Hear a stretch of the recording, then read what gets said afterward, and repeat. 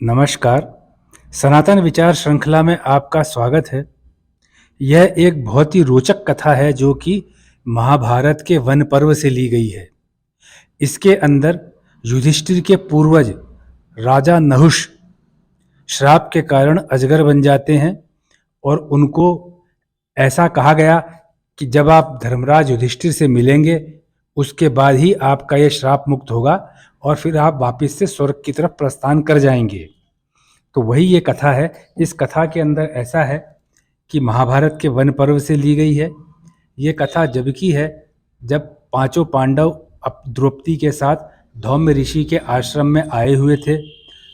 उन्हीं दिनों भीमसेन वन की शोभा देखने के लिए आश्रम से बाहर निकलते हैं और वन को निहारते हुए धीरे धीरे चलते हुए आश्रम से बड़ी दूर तक निकल जाते हैं।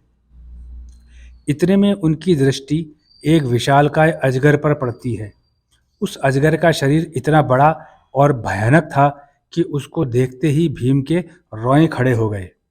अजगर ने भीम को जैसे ही अपने करीब देखा तुरंत भीम के शक्तिशाली शरीर को लपेट लिया। यूं तो भीम के पास 10,000 हाथियों का बल था, किंतु इस समय भीम का बल कोई काम का नहीं रहा। उधर धौम्य ऋषि के आश्रम में जब भीम को आने में देरी हुई तो युधिष्ठिर ने धौम्य ऋषि को साथ लिया और भीम को खोजने निकल गए। खोजते खोजते युधिष्ठिर को दिखाई दिया कि एक बड़े ही भयानक अजगर ने भीम को लपेटा हुआ है और भीम का बल जो उस जैसे कई हजार अजगर को एक साथ काबू में कर सकता है, अजगर को फाड़ सकता है, वो बल भी कोई काम का नहीं रहा। इस पर युधिष्ठिर ने अजगर से कहा, तुम मेरे भाई को छोड़ दो, तुम्हारी भूख मिटाने के लिए मैं तुम्हें खूब सारा दूसरा आहार दे देता हूँ। लेकिन अजगर ने कहा, यह अपने आप मेरे पास आया है, मैं तो इसके पास नहीं गया था, मैं इसी से अपनी भूख मिटाऊंगा। तुम यहाँ से तुरंत चले जाओ, नहीं तो मैं तुमको भी खा जाऊंगा। इस पर युधिष्ठिर ने अजगर से कहा, तुम कोई देवता हो या कोई दैत्य हो या फिर सर्प ही हो, यह तो बताओ तुम किस प्रकार से प्रसन्न हो सकते हो। अपनी पहचान तो बताओ, मैं जानना चाहता हूँ, क्योंकि तुम अजगर तो नहीं हो यह तो मैं जान चुका हूँ। अगर तुम एक अजगर ही होते तो मेरा भाई अब तक तो तुम्हारा नाश कर चुका होता। तुम्हारे जैसे कई हजार अजगर भी एक साथ मिलकर मेरे भाई पर विजय प्राप्त नहीं कर सकते हैं। कृपया अपना परिचय दो। इस पर अजगर ने परिचय दिया, मैं अपने पूर्व जन्म में तुम्हारा पूर्वज राजा नहुष था। मैंने अपने जीवन में बड़ा ही धर्म किया था। ऐसा कोई धार्मिक कार्य नहीं बचा था जो मैंने ना किया हो। इतना धार्मिक कार्य करने से मुझे तीनों लोगों का ऐश्वर्य प्राप्त हो गया था। लेकिन इतना ऐश्वर्य मिलने से मेरे स्वभाव में अहंकार घमंड आ लिया। जब मेरे स्वभाव में अहंकार और घमंड ने जन्म ले लिया, फिर मैं तपस्वियों का अपमान करने लगा, साधु संतों महर्षियों का अपमान करने लगा, जिस पर महर्षि अगस्त्य ने मुझे श्राप दे दिया। किंतु महर्षि अगस्त्य की कृपा से मुझे अपने पूर्व जन्म का याद है। महर्षि अगस्त्य के श्राप के कारण ही आज मैं अपनी ही कुल की संतान को खाऊंगा, क्योंकि जो राजा नहुष थे वो युधिष्ठिर जो कौरवों के पूर्वज थे। लेकिन अगर तुम मेरे प्रश्नों के उत्तर दे दोगे तो मैं तुम्हारे भाई को छोड़ दूंगा। इस पर युधिष्ठिर ने कहा, अगर मेरे भाई को मृत्यु के मुंह से बचाने का केवल एक यही रास्ता है तो मैं तुम्हारे सभी प्रश्नों के उत्तर देने को तैयार हूं। आप प्रश्न पूछिए। इस प्रकार अजगर और युधिष्ठिर में प्रश्न पूछने और उत्तर देने का क्रम प्रारंभ हुआ। अजगर ने प्रश्न पूछा, बताओ ब्राह्मण कौन हो सकता है। युधिष्ठिर ने उत्तर दिया, ब्राह्मण वे सभी मनुष्य हैं जिनमें सत्य, दान, क्षमा, विनय, सुशीलता, क्रूरता का अभाव, तपस्या, दया, निर्भीकता, प्रेम नाम के सद्गुण हों। ब्राह्मण होकर कोई भी मनुष्य सुख दुख अपने पराये से परे चला जाता है। अजगर ने प्रश्न किया, युधिष्ठिर ने उत्तर दिया। इसके बाद अजगर ने प्रश्न किया, यह सत्य, दान, क्षमा, सुशीलता, क्रूरता का अभाव, तपस्या और दया आदि प्रकार के भाव यदि शूद्र में हो तो क्या भी वह ब्राह्मण कहलाएगा? इस प्रश्न का उत्तर युधिष्ठिर ने दिया, ब्राह्मण कहलाने की क्या बात है? यदि यह सभी लक्षण शूद्र में हो तो वह शूद्र रहा ही कहाँ? वह तो ब्राह्मण है। उसके लिए शुद्ध शब्द का प्रयोग पिछले बिताए हुए अज्ञानी जीवन के लिए भी नहीं कहा जा सकता, क्योंकि जो एक बार ज्ञानी हो गया फिर उसे अज्ञानी नहीं माना जाएगा। और यदि ब्राह्मण के घर में जन्म लेने वाले में यह गुण नहीं है तो वह ब्राह्मण नहीं है। इस प्रकार का उत्तर युधिष्ठिर ने दिया। अजगर ने आगे प्रश्न किया, यदि तुम सद्गुण होने से ही ब्राह्मण होने के प्रमाण मानते हो तब तो तुम्हारे अनुसार जाति व्यर्थ है। युधिष्ठिर ने उत्तर दिया, जो विद्वान हैं वे सद्गुणों को ही प्रधानता देते हैं। इसलिए ये यजामहे, जब भी आप मंत्र पढ़ेंगे इसके अंदर शंकर भगवान का मंत्र होता है, अर्थात जो पूजने योग्य है। ये यजामहे का मतलब होता है जो। यजामहे, ये य लिखा हुआ है, इसको ज पढ़ा जाता है। यजामहे की जगह इसको जजामहे पढ़ा जाता है।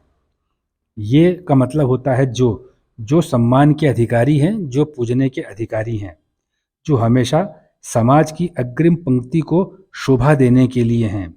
उनको जो भी है यह कहकर बताया गया है, ब्राह्मण कहकर नहीं बताया गया है। इस प्रकार का उन्होंने जाति व्यवस्था के ऊपर प्रहार किया। ये उत्तर हुआ। इस प्रकार से युधिष्ठिर ने अजगर के प्रश्नों के उत्तर दिए। तो अजगर ने युधिष्ठिर से प्रश्न पूछने को कहा, क्योंकि अजगर अपने पूर्व जन्म में राजा नहुष था, जो कि बड़ा विद्वान था। युधिष्ठिर के प्रश्न पूछने से युधिष्ठिर के ज्ञान की परीक्षा होती। आप देखिए, क्योंकि यह तो सभी विद्वान जानते हैं कि विद्यार्थी द्वारा पूछे गए प्रश्न विद्यार्थी की ज्ञान की गहराई को अपने आप बता देते हैं। जो भी विद्यार्थी अपने विषय को गहराई से पढ़ते हैं, उनके प्रश्न का स्तर ही उनके परिश्रम को बता देता है कि इन्होंने अपने विषय को कितनी गहराई से पढ़ा है। अब युधिष्ठिर ने प्रश्न पूछना प्रारंभ किया। युधिष्ठिर ने पूछा, किन कर्मों से सर्वोत्तम गति प्राप्त होती है? अजगर ने उत्तर दिया, सत्य के मार्ग पर चलने से, प्रिय वचन बोलने से, क्षमाशील रहकर जीवन बिताने से सद्गति प्राप्त होती है। युधिष्ठिर ने आगे प्रश्न किया, दान और सत्य में कौन बड़ा है? अहिंसा और प्रिय भाषण मतलब मीठा बोलना, किसका महत्व अधिक है? अजगर ने उत्तर दिया, दान, सत्य, अहिंसा और प्रिय भाषण, इनका सम्मान आवश्यकता के अनुसार, परिस्थितियों के अनुसार होता है। मनुष्य के जीवन में इन 4 गुणों की आवश्यकता होती है। अगर ये चारों गुण मनुष्य के पास हैं तो आवश्यकता के अनुसार अपने इन गुणों का उपयोग किया जा सकता है। अब युधिष्ठिर प्रश्न पूछ रहे हैं और अजगर ने उत्तर दे रहा है। इसके बाद में युधिष्ठिर ने प्रश्न पूछा, मृत्यु होने पर जब मनुष्य अपना देह अर्थात शरीर त्याग देता है तो वह स्वर्ग कैसे जाता है और बिना शरीर के अपने किए हुए कर्मों का भोग कैसे कर पाता है? इस प्रकार से युधिष्ठिर का प्रश्न है। अजगर ने उत्तर दिया, शरीर कभी भी स्वर्ग नहीं जाता, केवल मन जाता है। मन ही सुख और दुख का अनुभव करता है। मन ही प्रायश्चित कर सकता है। शरीर कभी साधना नहीं कर सकता। मन ही साधना और तपस्या करता है। मन में शक्ति हो तो कमजोर से कमजोर शरीर वाला भी बड़ी से बड़ी साधना कर लेता है। मन को ही शुद्ध रखना आवश्यक है। शरीर तो रोजाना स्नान करने से साफ हो जाएगा, लेकिन मन को शुद्ध करने के लिए हर क्षण पवित्र विचारों का ही संग्रह करना चाहिए। मन ही अगले जन्म में पिछले जन्म के कर्मों को भोगता है। मन से ही मनुष्य को अनुभव प्राप्त होता है। इसलिए मनुष्य को चाहिए कि अपने मन को ईश्वर में ही लगाए रखें। इस प्रकार का जो युधिष्ठिर का प्रश्न था उसका उत्तर अजगर ने दिया। युधिष्ठिर ने आगे प्रश्न किया, मन और बुद्धि में क्या अंतर है? अध्यात्म शास्त्र के विद्वान इसके अंतर को कैसे समझाते हैं? अजगर ने कहा, इंद्रियों और विषय भोग के संयोग से बुद्धि उत्पन्न होती है। मन तो जन्म के साथ ही उत्पन्न हो जाता है। बुद्धि की उत्पत्ति होती तो विषय भोग और इंद्रियों के संयोग से है, किंतु विषय भोग की भावना अपना घर मन में बनाती है। बुद्धि अच्छे और बुरे कर्मों में भेद करती है, लेकिन मन उसी का अनुसरण करता है जो उस समय ज्यादा होता है। यह धन, संपत्ति, भोग विलास के साधन बड़े बड़े बुद्धिमान का भी मन खराब कर देते हैं। इसको समझाने के लिए मैं अपने पूर्व जीवन का उदाहरण बतलाता हूँ। अब अजगर अपने पूर्व जीवन का उदाहरण युधिष्ठिर को बतला रहे हैं, जिस जन्म में वो राजा नहुष अर्थात युधिष्ठिर के पूर्वज थे। इस प्रकार से वो बतला रहे हैं। इस प्रकार अजगर ने अपना ही किस्सा सुनाया कि जब मैं राजा था तो तीनों लोकों में मेरा प्रभाव और प्रताप था। मैं अपने जीवन में इतनी तपस्या करता था कि मेरी दृष्टि इतनी शक्तिशाली हो गई थी कि मैं जिसको भी देख लेता था उसका सारा तेज मेरे पास आ जाता था। बढ़ते बढ़ते मेरा अन्याय इतना ज़्यादा बढ़ गया कि मेरी पालकी को उठाने के लिए 1000 तपस्वियों को आना ही होता था।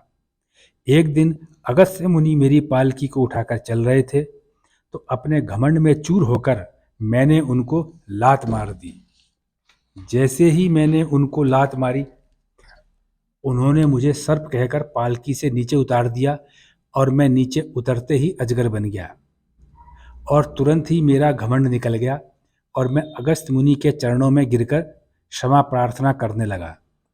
जब मैंने अगस्त्य मुनि के चरण नहीं छोड़े तो चूंकि अगस्त्य मुनि मन से बड़े ही दयालु थे, उन्होंने कहा कि जब धर्मराज युधिष्ठिर होंगे और वे तुझे इस श्राप से मुक्त करेंगे तब तक तू अजगर ही रहेगा। जब इस दुख से तुझे मुक्त कर देंगे तब तेरा विशिष्ट हो जाएगा, अर्थात तू इस लोक से निकल करके स्वर्ग में चला जाएगा। ऐसा कहकर अजगर राजा का जो दिव्य शरीर जो था वह राजा के दिव्य शरीर में बदल गया और वह स्वर्ग को चला गया और युधिष्ठिर ने अपने भाई को भीम को आजाद करा लिया। ये जो कथा है इसका संदेश ये है कि साधना से मन को नियंत्रित किया जा सकता है और मन द्वारा असीम आनंद को अनुभव किया जा सकता है। यह वन पर्व महाभारत का जो अलग अलग चैप्टर है महाभारत में, उसमें एक चैप्टर है वन पर्व, वहाँ से ली गई है। अपना बहुमूल्य समय देने के लिए आपका बहुत बहुत धन्यवाद।